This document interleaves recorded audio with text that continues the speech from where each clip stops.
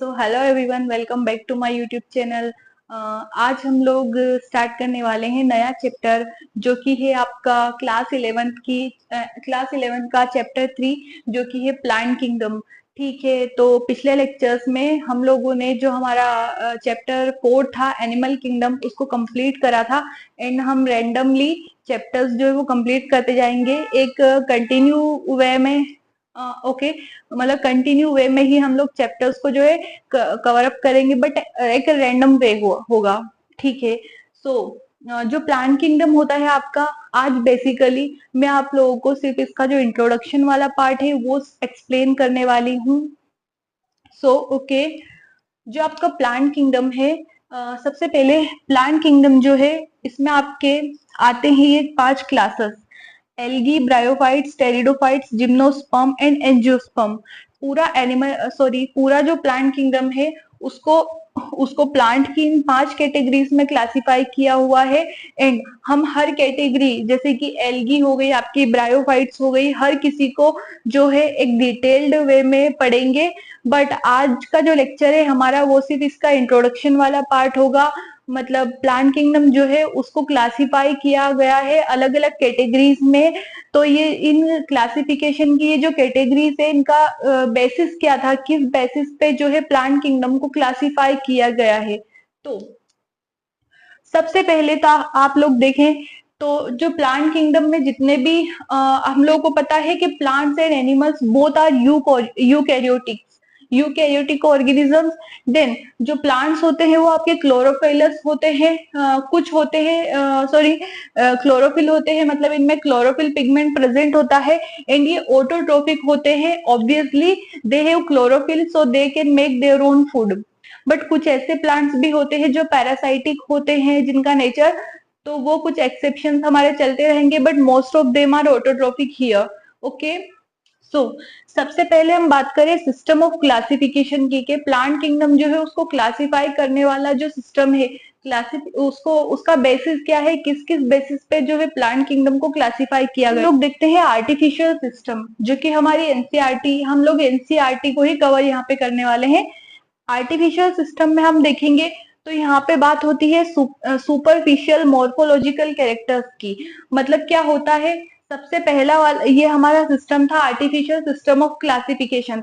इसमें क्या था, जो मॉर्फोलॉजिकल कैरेक्टर्स थे प्लांट्स के, जैसे कि उनका हैबिटाट हो गया, लीव्स का कलर हो गया, लीव्स जो है उनके नंबर हो गए, जो मॉर्फोलॉजिकल कैरेक्टर्स थे जिनको हम देख सकते थे, उसी के बेसिस पे जो है प्लांट को क्लासिफाई किया गया था। तो ये हमारा आर्टिफिशियल सिस्टम ऑफ क्लासिफिकेशन था।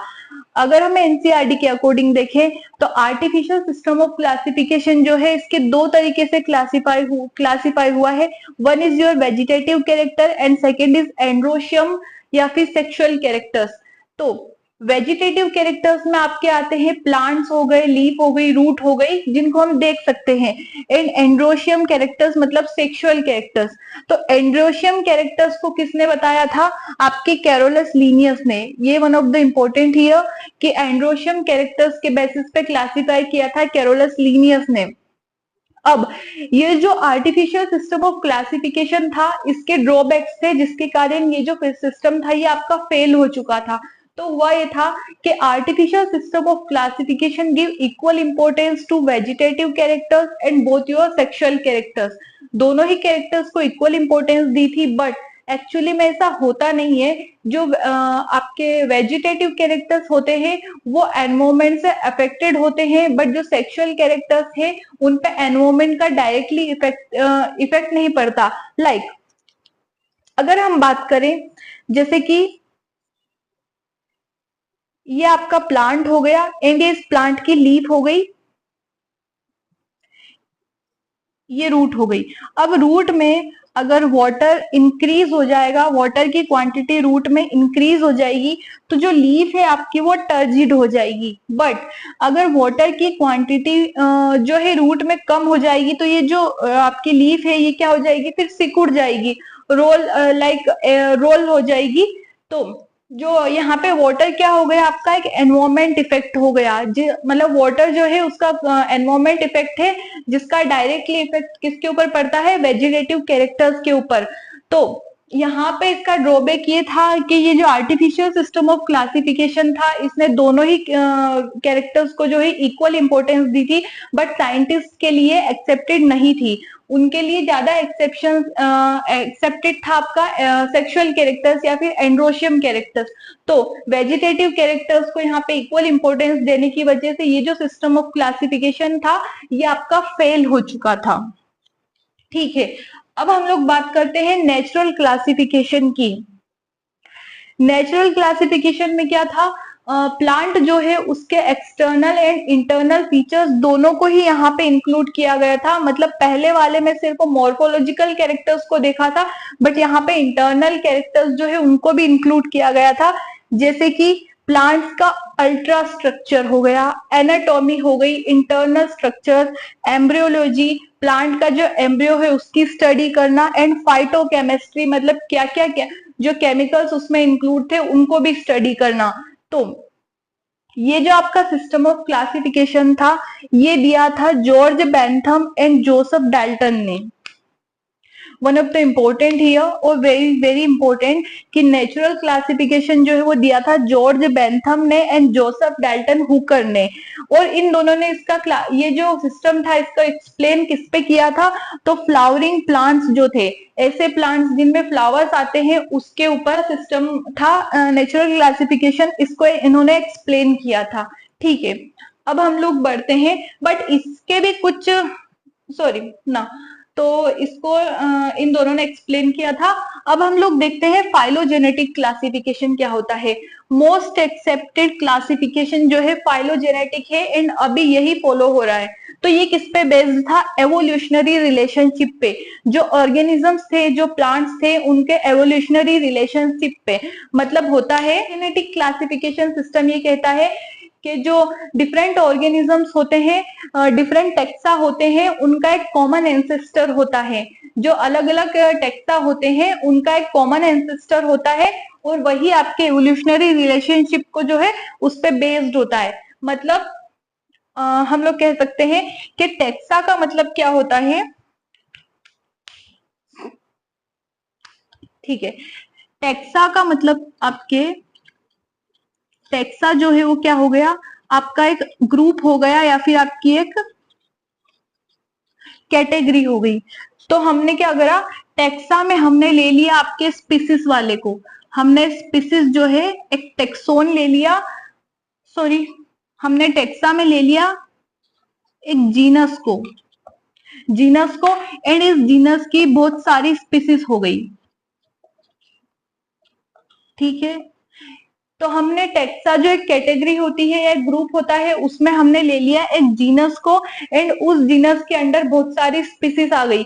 तो मतलब ये था कि बहुत सारी स्पीसीज जो थी प्लांट्स की उनका एक कॉमन जीनस था। तो इसका मतलब ये हो गया कि जो डिफरेंट डिफरेंट ऑर्गेनिजम्स थे, आपके स्पीसीज थे, उनका एक कॉमन एंसेस्टर हो गया ये जीनस।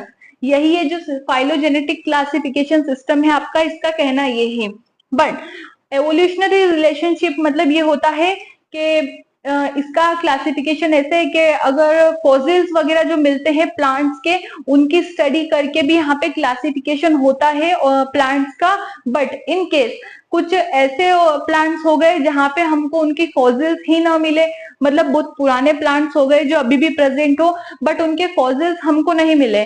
तो अगर फॉसिल्स ना मिले तो इसी के अंडर आती है आपकी 3 क्लासिफिकेशन सिस्टम, जो अगर हमको फॉसिल्स ना मिले तो हम इनके अकॉर्डिंग भी प्लांट्स को जो है क्लासिफाई कर सकते हैं।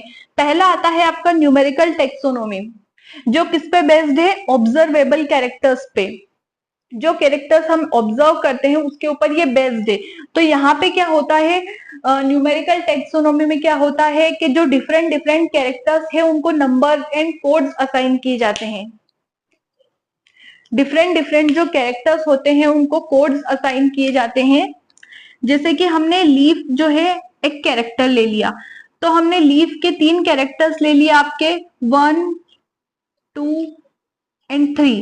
ये तीनों क्या हो गए आपके कैरेक्टर्स हो गए।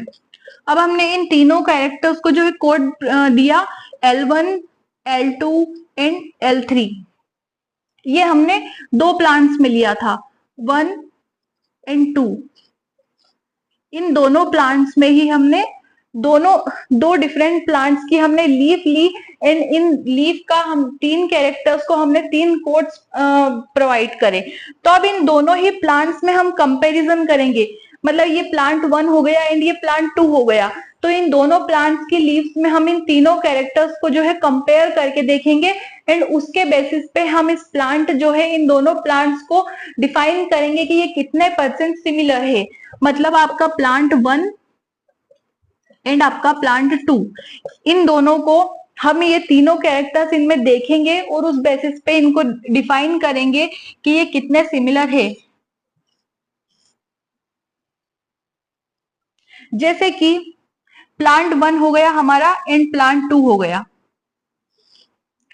तो प्लांट 1 जो है उसमें तो दोनों ही कैरेक्टर्स आपके जो पहला कैरेक्टर है हमारा L1 वो दोनों ही प्लांट्स में सिमिलर है एंड जो L2 कैरेक्टर हमने लिया वो एक में है एंड दूसरे में एक में नहीं है एंड दूसरे में है, एंड जो तीसरा कैरेक्टर लिया दोनों प्लांट्स में वो एक में है दोनों में ही नहीं है। तो इस बेसिस पे हम इनका सिमिलैरिटी को डिफाइन करते हैं कि कितने % दोनों प्लांट्स सिमिलर है। Hope you understand. अब हम बात करते हैं साइटोटेक्सोनोमी की, मतलब साइटोलॉजिकल इंफॉर्मेशन की। 2 प्लांट्स हो गए आपके प्लांट 1 एंड प्लांट 2, दोनों ही प्लांट्स की हमने सेल को निकाला एंड इस सेल का हमने यहाँ पे क्रोमोसोम नंबर, उसका साइटोलॉजिकल स्ट्रक्चर वगैरह की स्टडी करते हैं, दोनों को डिफाइन करते हैं, दैट इज न्यूमेरिकल टेक्सोनोमी। एक और बार बता देती हूँ कि क्या होता है।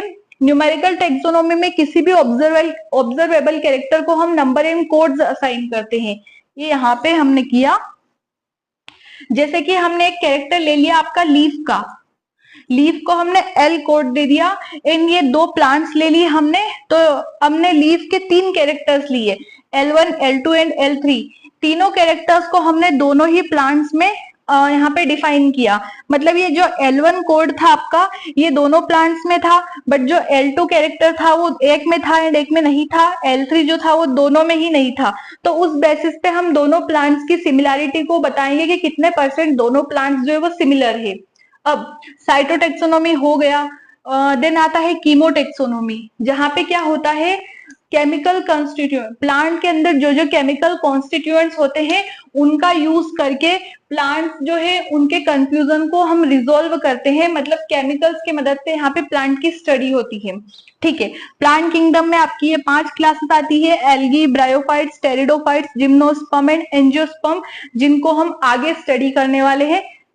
इसके बाद जो नेक्स्ट लेक्चर हमारा होगा उसमें हम एल्गी को जो है कंप्लीटली डिफाइन करेंगे। ठीक है, आज का जो इंट्रोडक्शन है वो मैंने एनसीईआरटी के अकॉर्डिंग अच्छे से एक्सप्लेन कर दिया है।